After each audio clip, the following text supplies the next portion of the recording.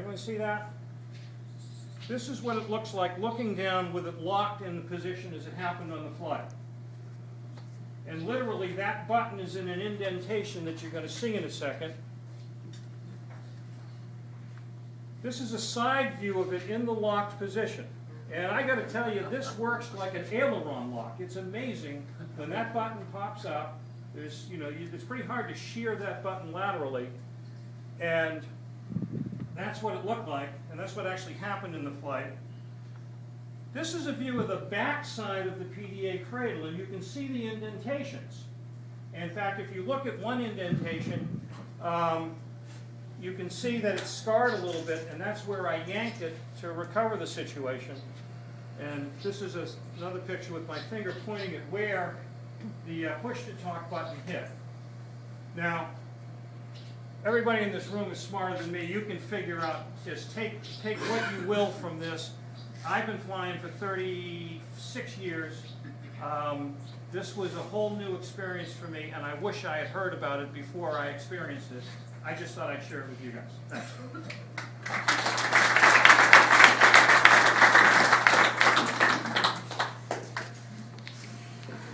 Okay, one thing, today we're going to fly, and should there be any retrieves necessary or anything, I want to point out something that we keep running into. I'll use Tom's map, but just this little piece of it here. This is the big red barn. Driveway, this is the gate you go in and out. Right here is that little pump head building. Do not, even for a short time, leave your car parked here. If you do, people coming out with their trailer and glider, they have to swing here to come out to get in here, especially if you have a large SUV.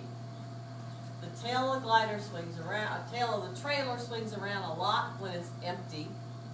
And your poor vehicle sitting here will get scratched by the edge of a metal trailer. And I know this because it's happened to one of my cars. One of John's cars. Leaving a vehicle between here and here is very, very bad. Don't do it. The person who was anxious to go pick up the pilot doesn't like to have to wait around until we find somebody who maybe can drive your car or find the keys or get it moved, or you're on the cell phone. Wait a minute. No, they're anxious to get out the gate. Just don't leave a car parked there. You can park here, as long as it's not where the water people come in. You can park here, park a lot of other places. Just be mindful of that spot. It's just not the place to leave a car. Yesterday, 2 days ago, we had trailers going out. We had Continuland moving cars out of there. I moved 2 cars out of there. I turn around, 2 more people would be parked there. On the order of parked cars, we asked you the first day, and I'll just kind of remind you, when you drop your glider off with your car, after you do that, rather than parking down by the fence to wait until we launch, would you please bring them back over into the parking area, get them away from that fence. The only vehicle that'll be down there today will be Linda's and mine. And if you have a car that you've been used to leaving down there, crews, please take them back over and park them on the other side of the fence. On the other side of it. Yeah, not get them off the runway. You see where the tie-down area is off this road, right? Okay, now we have weather. We got weather. Weather. You don't have to point at me. She knows me very well. Not that one. Weather or not. Ray's weather came in, and what Hank and I sat there this morning and went over, we matched pretty close. There's a high over northern Indiana. The surface winds throughout the entire state of Ohio are light. They're less than about 5 out of 320. He supports what we saw of no clouds to possibly a few clouds, and the few clouds will be on a farther line going out here to the east. The map of accuracy is the courtesy of Eastern Sailplane and John Murray. Thank you, John. Boy, that went over my Move, David. And, sorry, John, I tried. And visibility of 10 miles. Winds we're in agreement with. On the surface, again, they're going to be out of the northwest at 5 on the surface throughout the entire state. At 3,000 feet, there's a variance here Ray's saying 340 to 15 knots. I've seen right now 340 to 350 in the neighborhood of 30 knots. And that's on the Wilmington Sounding, which is at 9 a.m., and that's why I just went back in here because I looked at it at 10 a.m. But I don't see the top of the trees doing what they should be doing, but I think if it was 30 knots. So I'm supporting that. I think Ray's a little bit more accurate. But at 6,000 feet, we are in agreement. It's 340 to 31 knots. So if we aren't going to get that high, but there's mixing going on up here, and I would say that you might see some chalk thermals. On our temperatures, we're about 3 degrees behind right now than what the progs are saying. And we have a trigger temperature of 81 degrees.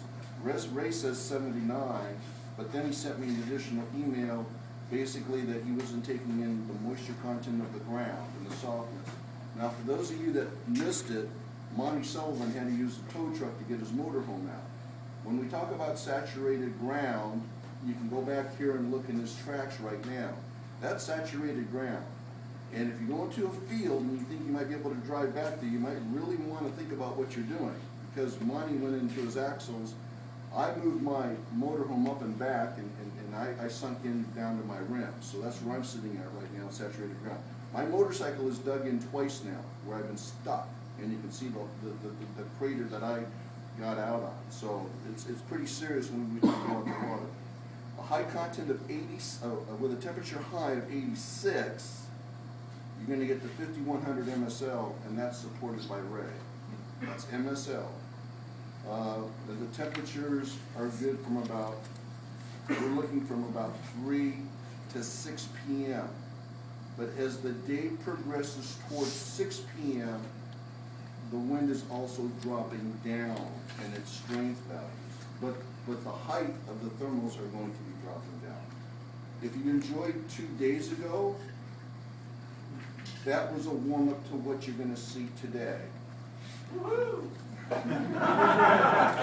Thank you! and the difference is there'll be fewer clouds today, and I think you'll see fewer haze domes. Some of the haze lines that we picked up on 2 days ago, you might see fewer of that also. Leading to what Ray Gimme once told me recently about going to the Worlds. On blue days, it's a good idea to fly in a gaggle and accept the fate of the gaggle. Heroes don't work. So that's about it. This area again is the better area. Okay. If we get farther out to the east is where we might see some clouds. That's 27 Outlet Park Mall. That's Wilmington and that's Green. That's Dayton. If anything happens where we might see a possibility of a buildup late this afternoon, it would be down probably from the heat of the Cincinnati area. But that's about all we see there. And is there any other news I can tell you? No, as the day starts to die down, okay, and get weaker towards 6 o'clock, this will probably be the last maybe area where you're going to see maybe 2,500 AGL. Down over in here, it's not that good. So it's going to be dying off, as I said. When you get to 6 o'clock, it's probably going to be down the best around 2,000 AGL in this area. That's about it. Thank you. Thank you.